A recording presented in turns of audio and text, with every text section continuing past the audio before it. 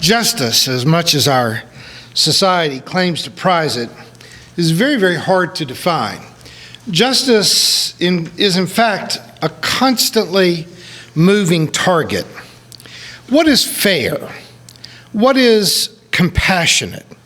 What's good for the individual and what is good for the maintenance and prosperity of the society? The Ten Commandments, in spite of what either the Old Testament or Cecil B. DeMille said about them, are not laws that were actually written by the finger of God on tablets of stone.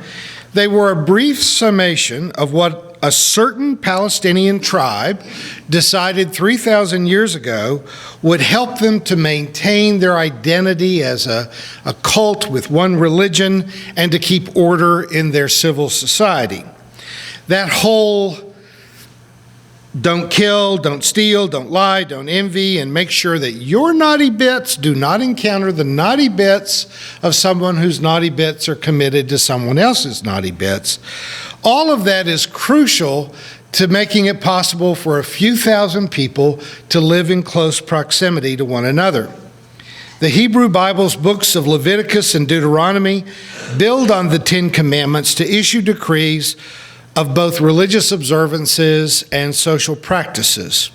Now, the punishments could be shockingly severe.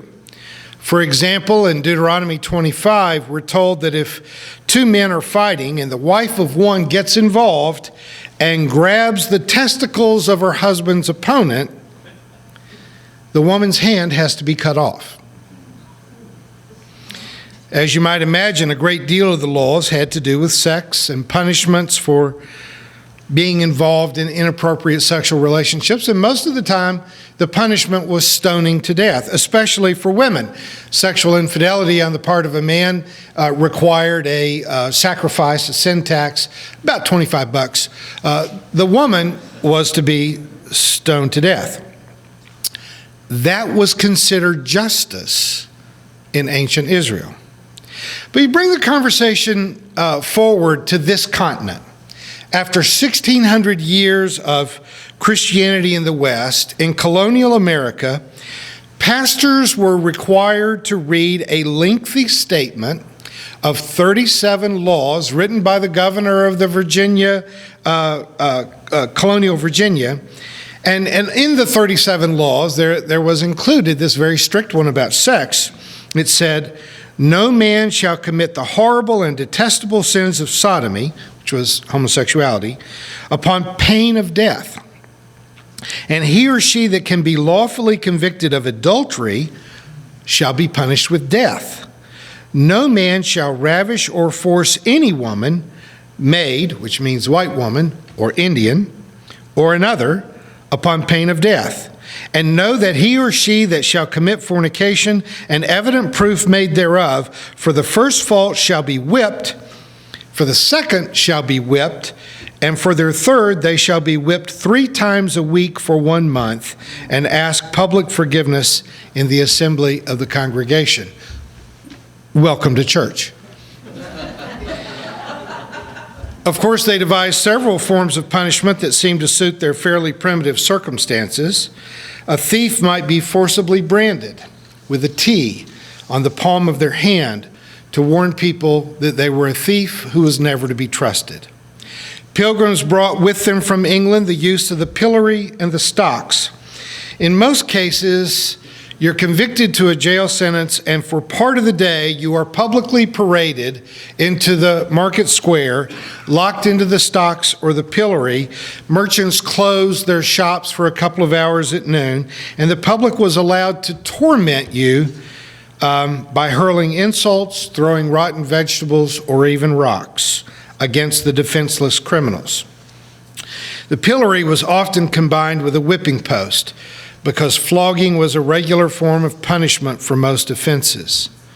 Now, what could get you locked into the pillory in colonial America? As you might guess, there were the standard offenses of theft, violence, or dishonesty, which included cheating at cards. But they included several aspects of church infractions, like sleeping in on Sunday mornings instead of going to church. And in one case, even falling asleep in church. But a lot of what concerned them was sexual, particularly homosexuality, or men dressing like women, or women dressing like men. And in an age when men wore long curly wigs and high-heeled boots, you really had to know your fashion to be able to tell who was breaking the rules. But folks, you could also wind up being pilloried if you were caught masturbating. And they were just that hyper concerned about sexuality.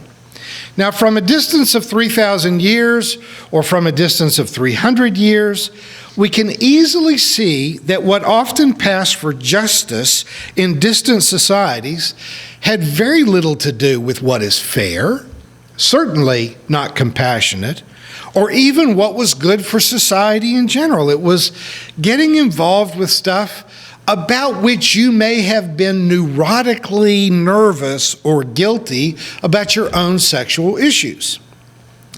Looked at across the distance of millennia or of centuries, we marvel at how cruel our ancestors were. But what's harder for us to be able to do is to look into the mirror and see how cruel we are, see how irrational our penal system and our justice system is today. While none of us would want to live in a world where there are no laws, we often have difficulty in coming up with a criminal code that reflects anything like our best and highest conscience, anything that reflects what we would think of as being actually fair or just. Now, when my daughter went off to college at the age of 18, I did my dead level best to emphasize to her that if she drank any alcohol before she was 21, that she would endanger her college scholarships. And so I made her lie to me. You probably did the same thing. I made her lie to me and swear that she would not touch a drop of any intoxicating beverage until she was 21. Now, I happen to know that she did not follow my commandments, but that was one of the secrets we kept from each other. Because the way the laws read is when you are 20 years and 11 months and 27 days old, a sip of wine is a criminal offense. On her 21st birthday, her so-called friends from her sorority escorted her on a bar-hopping binge of 21 shots to celebrate her 21st birthday. Now, my daughter weighed 95 pounds at the time, and so it was potentially lethal to do that. But it was legal. It was legal. A sip of wine the day before, illegal. 21 shots on her birthday, legal. Again, no one wants to live in a world where there are no laws. What we want is something sane, something compassionate, something that's fair, because we have the audacity to call it a justice system, right? Now, I'm a pastor, and I have people on both sides of the divide of victims and perpetrators. Within the confines of 1 week, I was at a federal prison visiting a convicted sex offender, and later that same week, I was at a mental hospital visiting a now suicidal teenage victim of sexual abuse. And I'm the father of a daughter. So believe me, I feel the rage and defensiveness that our society feels about sex abuse and exploitation and human trafficking. But there is room in our hearts and minds for compassion for those who are also on the sex offender list. I meet with a group of parents every Wednesday evening whose sons are in prison and who, when they are released, will spend the rest of their lives on the registry of sex offenders. And you ask any one of them if they would trade that brand in the palm for being on the sex offender list, and I'll bet you they would take the branding. Because it creates problems with housing, employment, and more public humiliation than being locked into the pillory in stocks. Last week, we passed around a newspaper article about a local teacher who had pled guilty to statutory rape of a special needs student. Now, that teacher had repeated encounters with a girl with special needs, and after pleading guilty, he was given 5 years of probation and no jail time.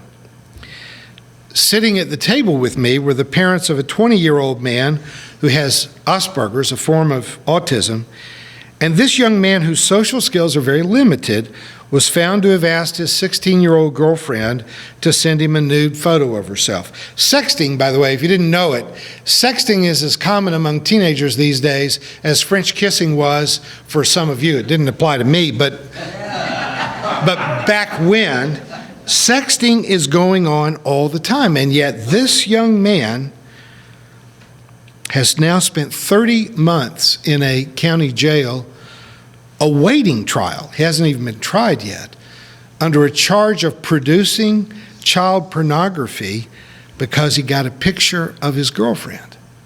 And based on past experience with these cases, we're expecting that he will get a federal prison sentence of 8 years. Then the state will prosecute him. Now, he shouldn't have done it. I'm not saying he's innocent. He shouldn't have done it. Frankly, she shouldn't have done it. But neither was doing anything that isn't being done thousands upon thousands upon thousands of times by teenagers and adults all around us. All around us. Less than 0.5% of the people involved in this sort of thing ever get charged. It's going on everywhere. And I'm certain that there is an appropriate way of dealing with it when caught, like guess who doesn't get to have a smartphone, or guess who doesn't have access to the internet, or taking sensitivity classes, consciousness erasing classes, maybe even some community service to drive the point home.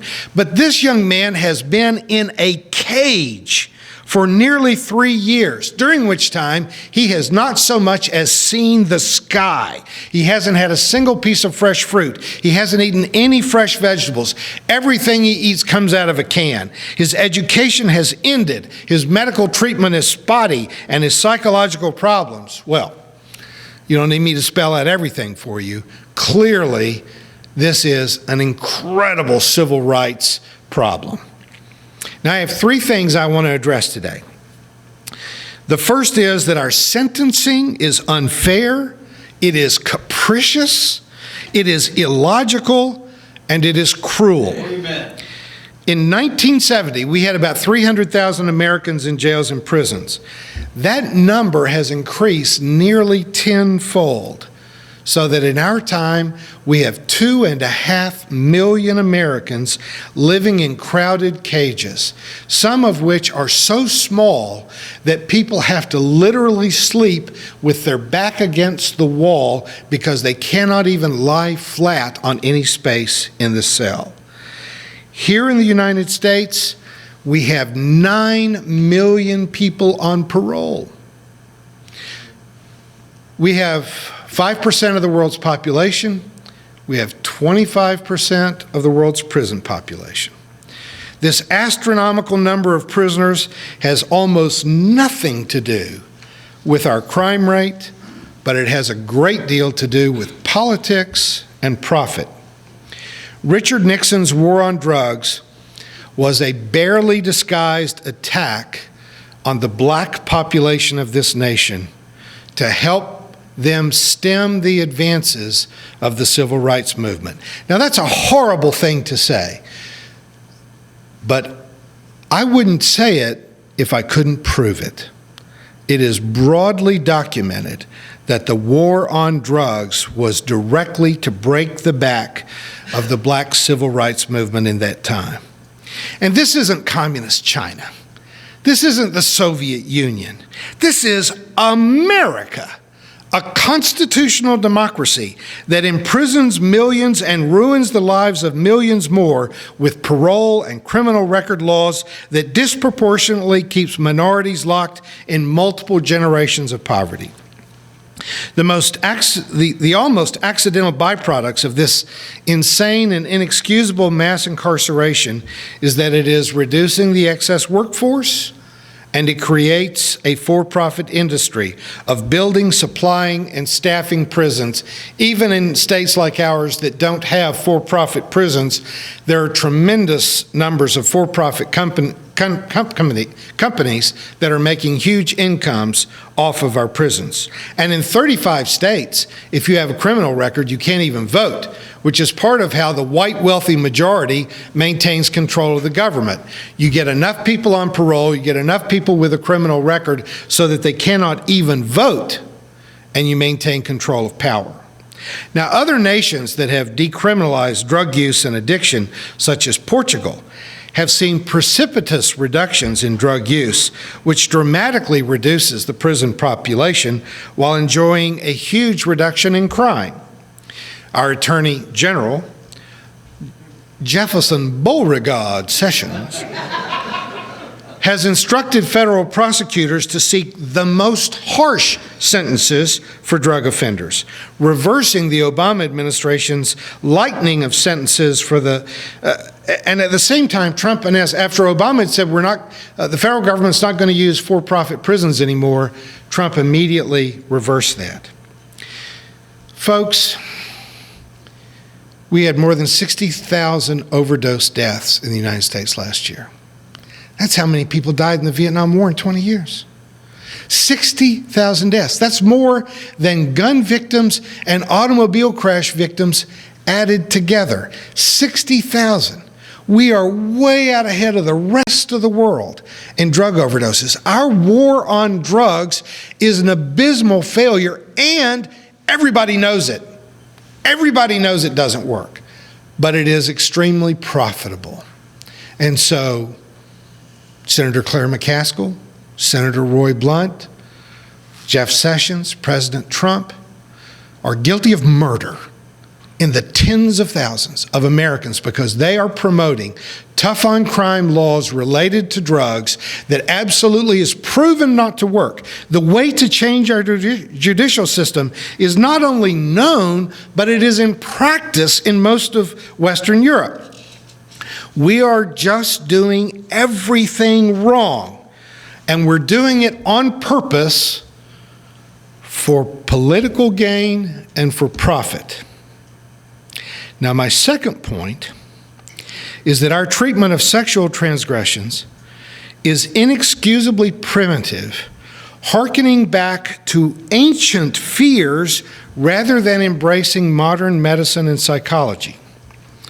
Like what I said about drinking being totally illegal at the age of 20 years and 11 months, but totally unrestricted on your 21st birthday, the numbers assigned to when a person is a consenting partner to sexual contact is absolutely absurd. There is not one number when a person comes to maturity, or the pretense that there's not some will being exercised on both sides of the fence in the later teen years.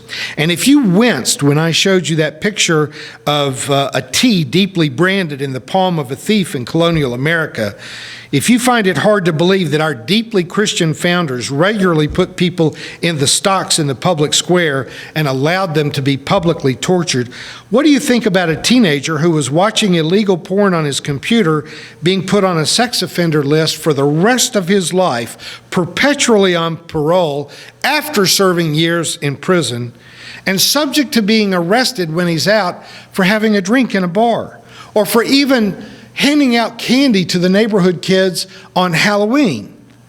Is a college kid who relieves himself on a tree in the park while drinking beer with his friends a sex offender just because someone saw him? Isn't that public drunkenness, or at best lewd behavior? But our overzealous prosecutors are making their careers by defining minor offenses as major offenses. Lives, careers, families are being destroyed because our judicial court officers are turning normal, curious people into criminals who will forever be branded as sex offenders when their offenses absolutely do not merit the abuse that their country is heaping onto them. Amen. Amen. And thirdly, our penal system is set up to exact a kind of social revenge rather than to rehabilitate or to reform, literally to save human lives. We're getting revenge against them instead of helping them to become a part of society.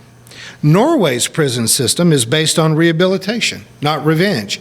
In France, it's illegal to incarcerate someone if you do not have a reform plan.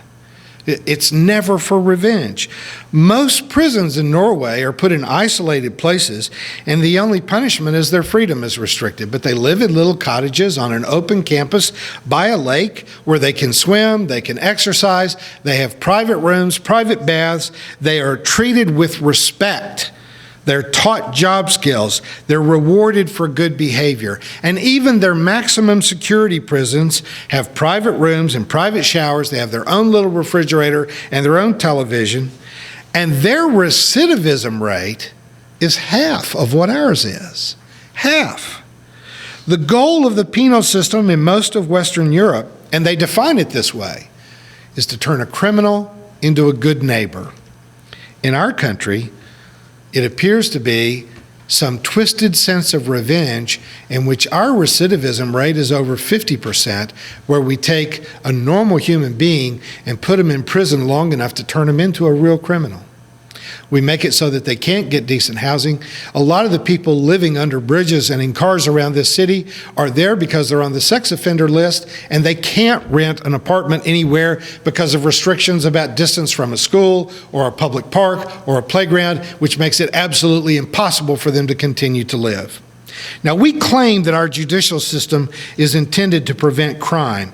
But in the United States, we will take someone who has watched an illegal video on their computer in their bedroom, and then we put them in a cage where they are then subjected to repeatedly being raped, beaten, forced to bathe, urinate, and defecate in the presence of 4 or 5 other people. Now you tell me, who's the criminal? Is the curious young man watching a video the criminal, or is the real crime at the feet of a society that will lock 2.5 million citizens into cages for years, depriving them of a meaningful life and in many cases even appropriate medical care or decent food? We cage them like animals and allow guards to turn their backs on repeated rapes, beatings, and even murderers. So who's the criminal in that scenario? We take away their freedom. They don't want to live in a cage. That's not their choice. But we force them to live in a cage, and we choose to not treat them like humans. We don't even treat farm animals or dogs or cats in that way. If the humane shelter treated stray dogs that way, the people that ran the animal shelter would be imprisoned. Now, Americans are famous for doing hard things. We invented the telephone, the steam engine, cars, airplanes, radios, TV, movies, computers, cell phones, the internet. We flew to the moon. We ended polio. But judicial reform is not hard. We've done hard things forever, but judicial reform is in our hands. It would be easy if only enough people cared. We create the problem anew every day by electing mean politicians and empowering greedy corporations. But we hold the leash. All we have to do is to care enough to act, to protest, to vote, and even to file lawsuits where we need to. What we cannot do is allow it to go on. Amen. Thank you for watching our videos. We are entirely dependent on the donations of our listeners and members. We hope that you find this content to be important enough to help us to keep offering these videos to the public at no charge by becoming a regular contributor. Please click on the donate button on our website at www.spfccc.org. Thank you for your support of progressive religious programming.